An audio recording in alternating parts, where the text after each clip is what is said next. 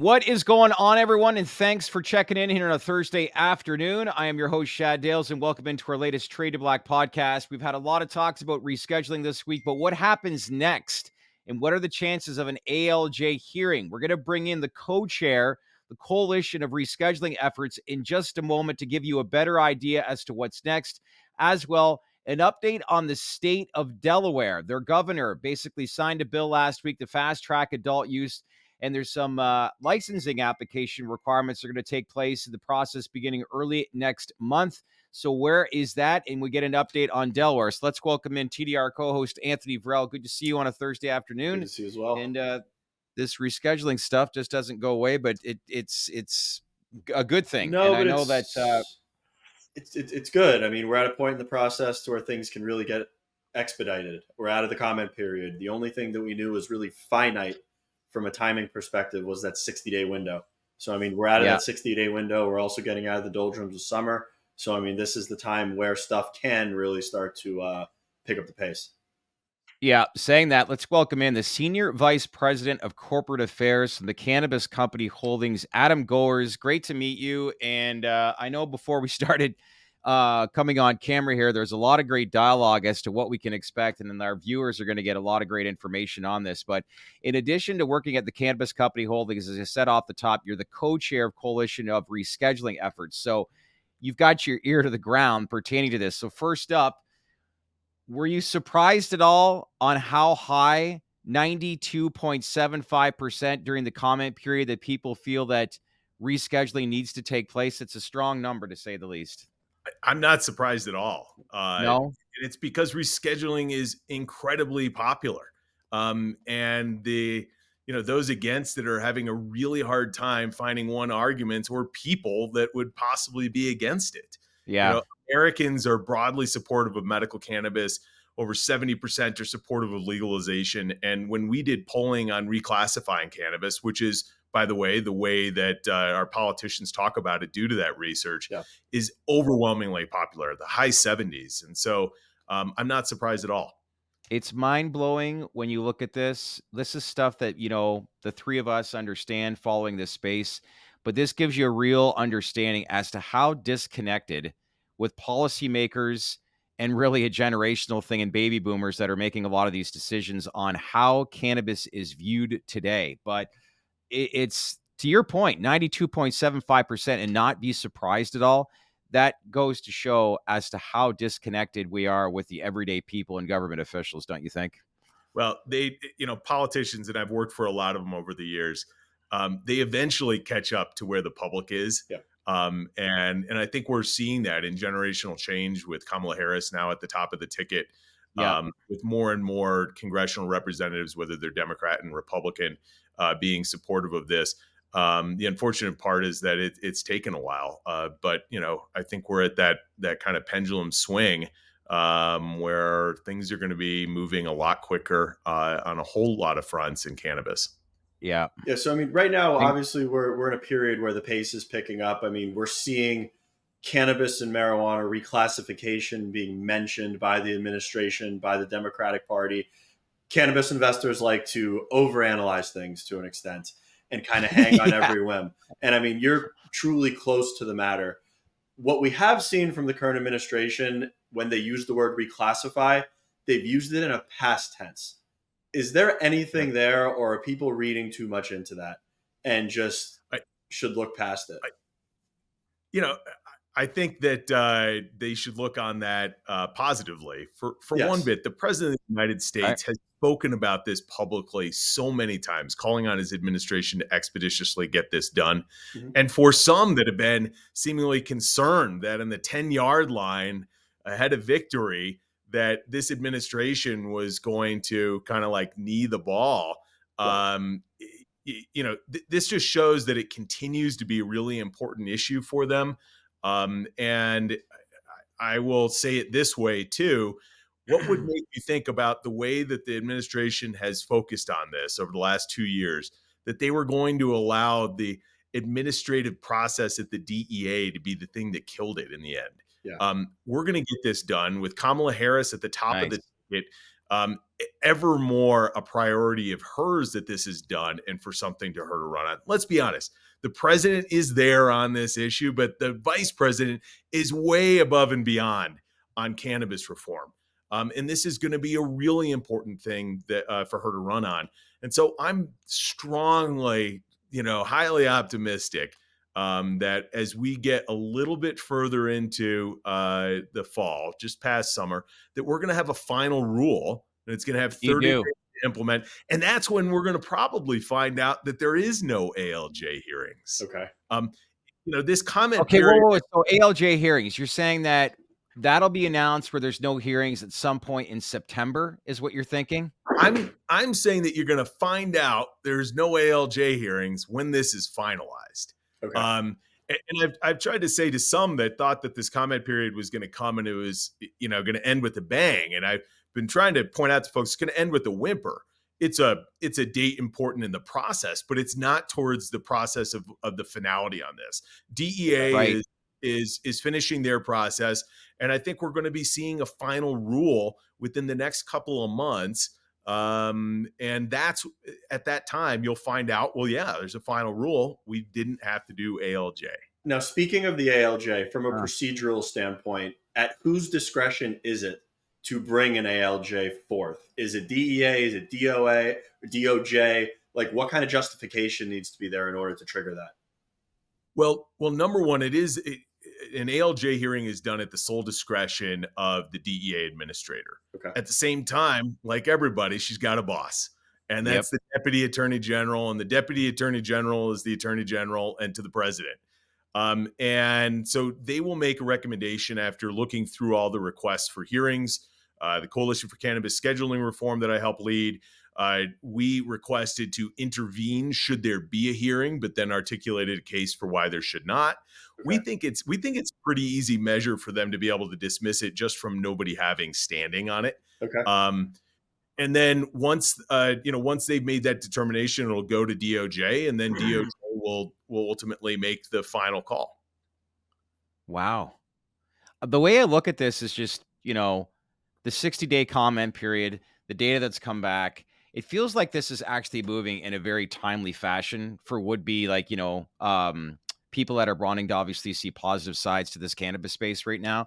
But is it fair to assess that way? And this is actually moving quickly. Like, where I'm going with this is that, do you believe that this indeed rescheduling will take place with this current administration prior to the election? 100%. And let me say other reasons. When an administration is on its way out, and let's be clear, the Biden administration is on its way out. We will have a new president come January. Yep. It's just common that they finish up work that they've been working on. Yes. And there's another piece to it too, that, when the when the Obama administration was going out, they'd assumed that, Secretary of State Clinton was going to take the reins. And when she didn't, and when she lost that election, they said, oh shit, we didn't get a lot of things done. And so that for these same reasons, this administration is moving forward with rescheduling like many other top priorities. But I'll tell you, I haven't seen a lot of top priorities that have gotten more attention than cannabis has. Yeah, I know. I mean, they're tweeting about this, Instagram posts. How many videos have we seen now? The president calling on it expeditiously, and for the first time, cannabis mentioned in the State of the Union. So I can't be here with you today and promise anything, right? Because the process is not done. Everything that we see in all the discussions we're having with the administration are positive, and we're confident in that regard. But I just remind folks that want to be scared, like, why? What about this looks like a process that's going poorly? Adam, can I ask you something? When Biden was basically elected in 4 years ago, people were very happy regarding this cannabis space. Nothing happened. Nothing really happened over 4 years. Why has it come to this point at the last minute? Like, why has this been delayed in your opinion? Well, I'll tell you this. I think this is about the biggest positive change that could have come out of the Biden administration. Yeah. Let's be clear. Let's think about the Schumer-Booker-Wyden bill. Let's talk about some of the uber progressives that have kind of been all or nothing. Frankly, if we'd had an all or nothing president, maybe they wouldn't have gone to the lengths to get cannabis reclassified to Schedule 3. Yeah. Which, what does this do? It adds more research, and it improves public health and safety by ensuring taxation between the illicit market and the legal regulated market is on par. So in that regard, I think Joe Biden may have been the perfect leader for this moment. And then I think that, coming out of that, I think a President Kamala Harris, obviously strongly supportive of legalization across the board. And I even think a President Donald Trump, who was very hands off on cannabis before and has been, privately has said is supportive of a States Act like approach. Nothing in there either way is going to be detrimental to us, I think, in the long run. And it's going to take presidential leadership. In this case, presidential leadership, while maybe not everything that we wanted in a sense, is going to lead to the loss of 280E. And I'd say that's a pretty damn good outcome. Yeah, it's huge. That'd be a pretty damn good outcome to say the least. Obviously, the comment period, I just kind of want to go back there for a second. Yeah. We're going to stop mentioning it here pretty shortly as it's finally over. One thing that there has been a lot of conjecture around is the emphasis and the length of the actual going through the comments and mining the data. Like, is there any insights that you can give, or any insights you can give as to what that process could look like in like a best case and a worst case scenario as we move forward? There's a team in just about every federal agency that looks through comments. Okay. And let's say that comment reading can go as fast or as slow as leadership wants it to. The President of the United States has repeatedly called on his administration to expeditiously get this done. And so what about this, 20-month process at this point? Would we think that the administration is going to allow this to die because of a handful of bureaucrats slowly reading through comments? Yeah. It can get done really quickly. Different other parts of the Department of Justice, or even outside of that agency, can detail people in to help. And then there's technology, guys. All these, the tens of thousands of comments, they get ranked. And then it's the significant comments that get packaged kind of together, and they'll quickly respond to them. Certainly in my day job with the Cannabist Company or helping lead the coalition, there's lots of problems. The speed at which they read comments is frankly not one of our issues and concern.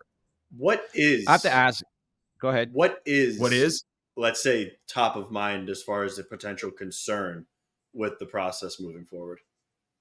Ultimately ALJ, right? If they have an ALJ hearing, at the same time, the discussions, our coalition is having, in and outside of the administration, putting forward the legal and also there's a political case too for why they don't need to do this, have been well received. And frankly, I'm highly optimistic that this is going to get done, that we're going to have a final rule. It's just also my job to work morning, noon, and night to worry about the small things that could go wrong. But we're feeling pretty damn good about where we're at. Yeah. To validate who your background is, you're actually one of the original employees at the Cannabis, formerly known as Columbia Care, were you not? I've been there about 8.5 years. Okay. So I've definitely earned my stripes in the cannabis industry. So are you in Washington quite a bit? I am. I was a longtime political advisor to a number of different governors, as well as to I worked for Secretary Clinton. I've been on the finance committee, Obama, Biden, Harris, and now the Harris Finance Committee. So certainly politically plugged in. And after I graduated from business school, getting an MBA, I joined the cannabis space as a great place. Help drive forward mission driven. So I've had one foot on the business side and one foot helping drive, public policy, because let's be clear, the winners and losers in this industry in the long run have still not been, created. And it's going to be public policy that defines it still and yet in the years to come. And that's the fun intersection that I like to work in. And so when Biden announced this took everybody by surprise in October of 2022. And within hours, I'm on with some of the Biden administration's senior advisors of what happened here, right? And it was politics that drove that, announcement. It was how can we activate youth voters ahead of the midterm? Well, we're going up in a general election. So to make that point again, they want to use this. They made the announcement for political reasons. Now, the science is what carried the day in this. Let's be clear. Politics started it. Science is what drove it forward. And it's politics that's what's going to get it done in the end. What do you think about, do you know much about safe? Well, of course you do, but do you have any feedback, insight, safe banking? I'm optimistic. Listen, there is a deal to be had there. Yeah. But I don't know when that deal comes I hear about. you. I hope it's in the lame duck, but I hope you'll take my more credibility in my saying I'm highly optimistic about rescheduling happening. Yeah. Also putting up my hands and saying I don't know when safe banking is going to happen more than the other smart persons working on this. When it comes to the comment period, like, is that standard whenever you're rescheduling a drug to open up a comment period? Like, whose decision and commitment was it to have this? And when you heard that, obviously it was something that you were full agreement with. Yeah, having a comment period was an important step in this. It's what happens through most major rulemaking, and there's no harm in hearing about it. In fact, let's be clear: 93% of respondents No kidding. supportive of it. So, Yeah. maybe we should do another one real quick. I'm teasing, but coming out of this comment period, we're in a stronger position than where we were before. There are certain steps in here that make this, more bulletproof to any legal scrutiny that might happen in the future. And DEA owes FDA deference in this. Now we've seen science come in from dozens of leading organizations and researchers, all supportive of this, states, governors, legislatures, putting forward science, making and articulating a case that this is important for public health and safety. That's a key message here. That's one that this administration wants to run on. And as This is not about accessibility. It's about research. And I think that's where it's just, there's so much, like even Governor Ron DeSantis saying that Colorado residents are unhappy. Like there's just so much lies that are going in the space right now. I do think that's the reason they're using reclassification versus legalization, because legalization is false. It would also get you confused. And Schedule 3 does not increase accessibility to the plant. That is, accessibility is going to stay at the state level for the foreseeable future. For good and for bad, right? We wish in some ways it's didn't do more, but it's hard to create a boogeyman out of something that doesn't do much more than increase research and help public health and safety vis-a-vis the illicit market versus the legal regulated one. So which you had the letter that was penned by the GOP politicians against rescheduling, and they're citing public safety concerns and accessibility concerns. And it's like, gentlemen, if you read what you're actually talking about, there is no increased accessibility via rescheduling. Zero. It is impossible. So it's the semantics in this industry sometimes amongst the pros and the opposition is ludicrous. So you firmly believe that it's going to be not drama, fireworks. This is almost like a thud. There won't be much of an ALJ hearing. In your opinion, you feel strongly with that it'll be announced that there will not be an ALJ hearing. You're thinking post, September at some time, that rescheduling gets an official ruling is what you're thinking. For everyone that's waiting around to hear some bad news coming out, I think you're going to find out that there was no bad news when we get the ultimate good news, which is that we have a final rule that it'll be implemented in 30 days. You can understand why many people are, pessimistic, with this industry, because when you look at the past, but we need some change. No, why not? Somewhere. People have given up hope that anything good could possibly happen to the industry.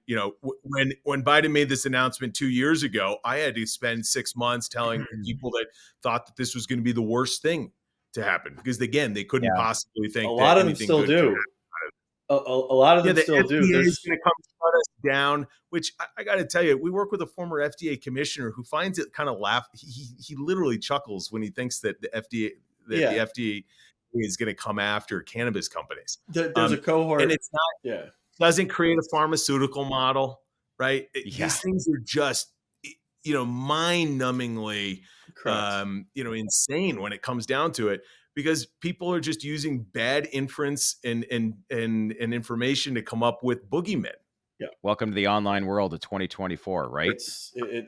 I hate to put my legal hat on, but people need to learn how to use precedent.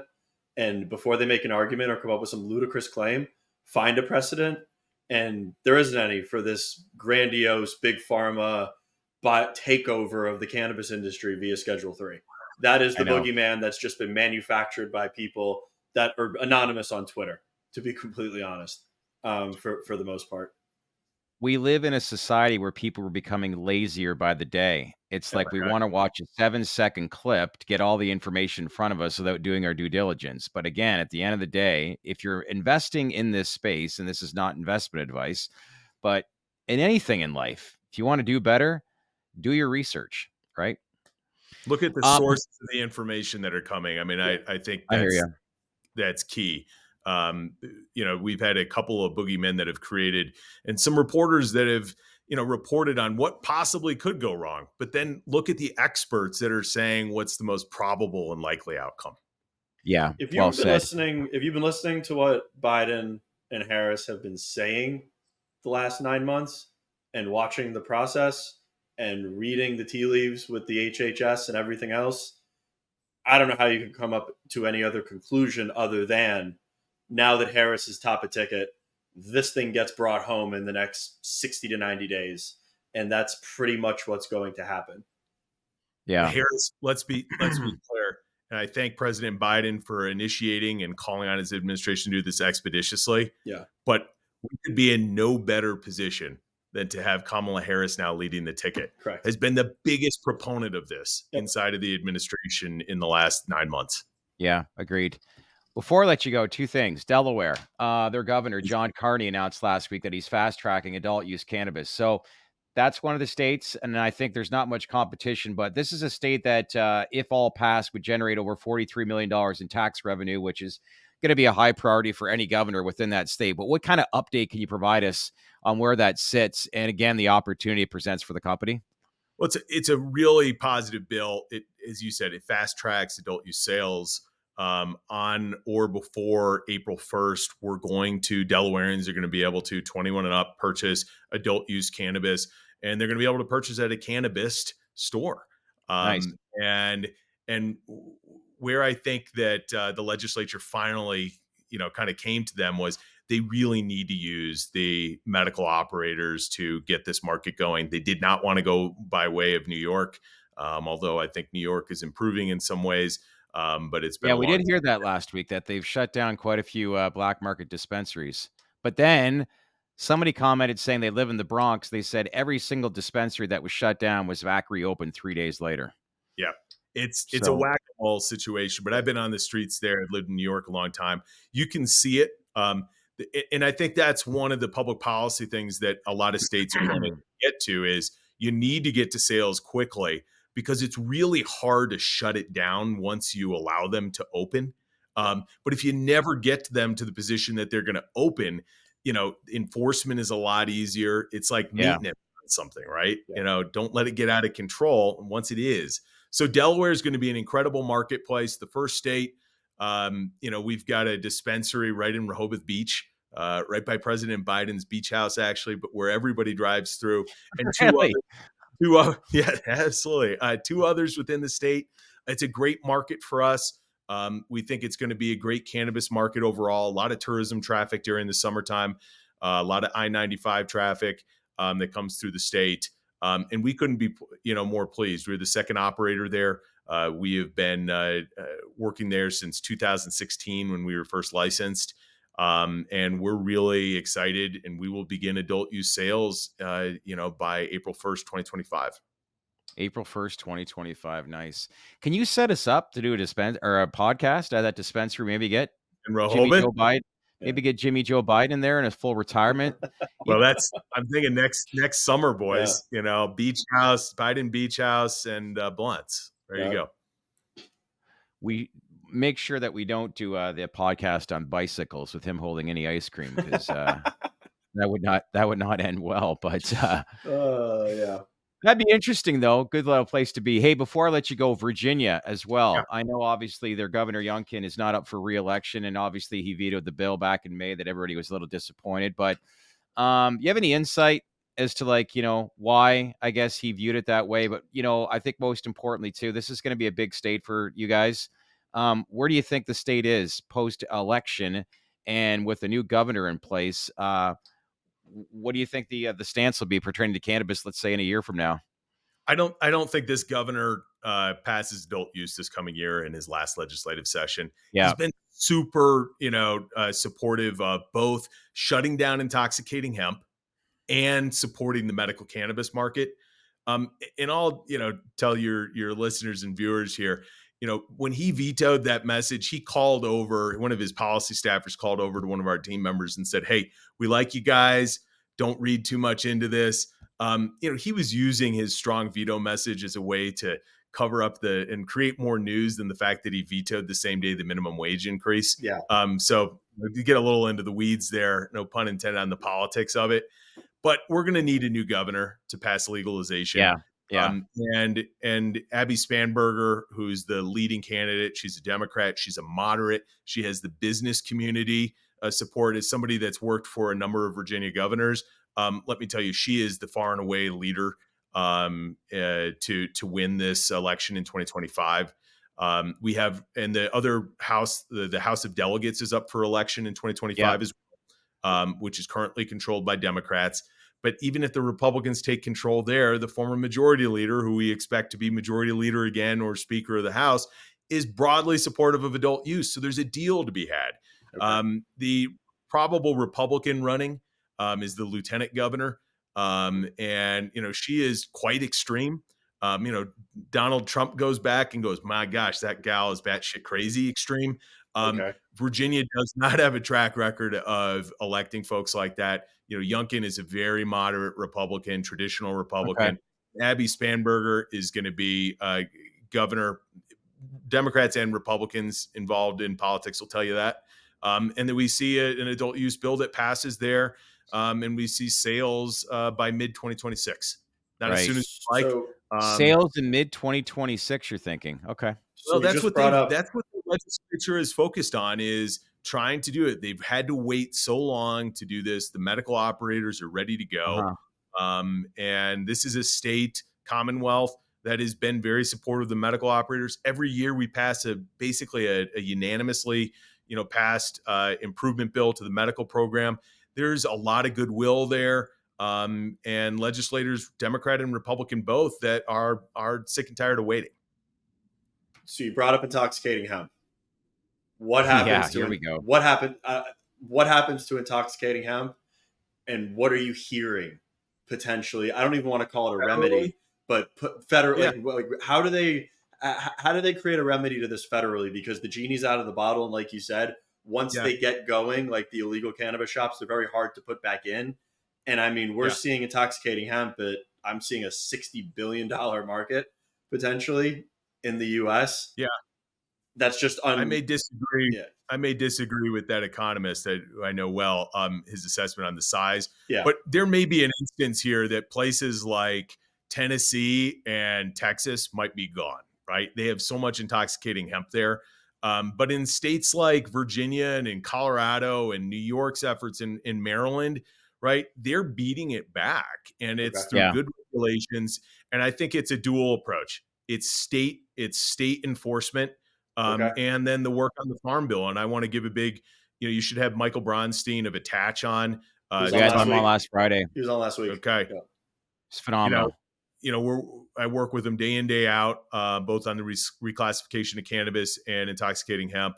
That's the way we're going to get some federal language. It's going to look similar to, but probably not the Miller Amendment. But Democrats and Republicans, whether they're pro-cannabis or against cannabis, are against having intoxicating, unregulated, untested products being sold out of gas stations. Sometimes, I mentioned earlier in the show, sometimes it takes a little while for politicians to catch up with what the public wants, but this is not what the public signed up for with cannabis reform. And for that reason, I think we have a good chance to beat it back. It's going to continue to be difficult, but there's a path. Someone's got to tell that to my governor and get it straight. Kidding. That's insanity. What your governor has done on this, and it shows a lack of intellectual honesty with some folks, and don't care for public health and safety whatsoever. He took a big chance during COVID and obviously got a lot of approval ratings based during that time. But you always had this kind of feeling there was a few, like he was a loose cannon a little bit in the back end. And I don't know. I saw him obviously in the national stage during the debates. Did not handle himself very well. But some of the stuff that's going on now, I'm just like, this I is think this is from a crazy. political standpoint, he's leveraging those increased resources going against 3 that he thinks it's going to be able to bolster his argument against 2. And 3 just happens to be collateral damage. But I don't from a critical thinking standpoint, you can't be for one and against the other and have Yeah, your constituents' safety and health paramount. They just completely agreed. contradict one another So how do you get with around his that stance. then? No one's called him out on it yet. That's the problem. I think he'll lose. I think he's going to lose at the ballot on this. Oh You know, yeah, I do. yeah. I mean, Same. let's be clear, and I think that'll wake him up. And I think his political juice in the state is steadily diminishing. Steadily. He's lost me. I like a lot of the things that he stands for. I think that he's been a good governor to some respects in forms of leadership, etc. He flopped on the national stage completely, and he lost all his political capital with a lot of people, such as myself, with this crazy stance on 2 and 3 that he's just hell bent on. Even though the party now is going more towards center on these issues. Give it enough time and people eventually show their colors, right? Yeah. Adam, we got to have you back on regularly because, Enjoy with these rescheduling efforts and what we're anticipating over these next 6 weeks, it's going to be really busy. But we need to have you and Michael on at the same time. I think that would be great. But you guys obviously have your ear to the ground and are very connected. But the most important thing is really, yes, we like to have lawyers on as well from time to time. But for the people that are in the rooms in Washington, having the conversations that can basically outline to us as to what we can expect next based on conversations that you're having. That's why we say we're TDR and we set the narrative, and it all was based on guests like you that are providing us with great intel. So kudos to you. Tell Jesse, tell David that we say hi. And that sounds great about the Delaware update. And as well, I know a little bit further as far as Virginia, but you think with the re-election, a Democrat governor coming in, we could see sales in Virginia by mid-2026 is what you're thinking. I think the cannabis company's in a great spot. I mean, we got Ohio rolling out, Yeah, of Delaware course. here next year. Virginia is a strong market, and it's soon going to be adult use as well. So I think it's really looking up for us. Yeah, we got to get them back on post earnings to get an update regarding Ohio because I know that's about to go live, and you guys are going to be a major player within that market. One of the best positioned ones in Ohio. Yeah. Listen, let's keep in touch, but enjoy the rest of your summer, and thanks again for joining us here today. See you guys. Bye-bye. All right. Thanks, Adam.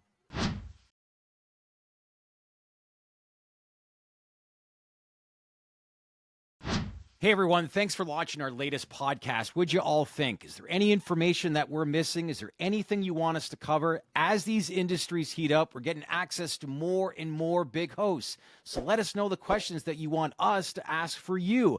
As usual, smash that like button. We want this to go viral. Click on that bell for all notifications for the latest interviews that we're doing. And as usual, let's build this community. Subscribe to our channel because we appreciate it, because we wouldn't be here without you. Thanks for watching, everyone.